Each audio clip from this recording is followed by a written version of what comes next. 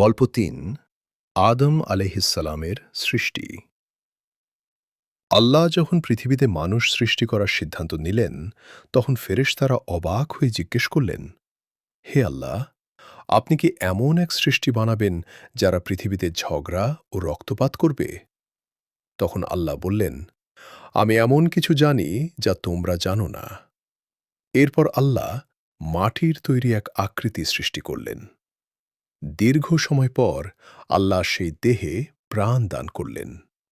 এভাবেই সৃষ্টি হলেন আদম আলাইহিসসালাম, পৃথিবীর প্রথম মানুষ এবং প্রথম নবী।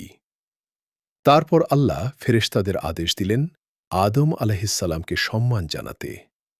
সব ফেরেশতা সিজদা করলেন, কিন্তু ইবলিস অহংকার করে অমান্য করল। এই ঘটনা আমাদের শেখায়, অহংকার মানুষকে আল্লাহর রহমত থেকে দূরে নিয়ে যায়।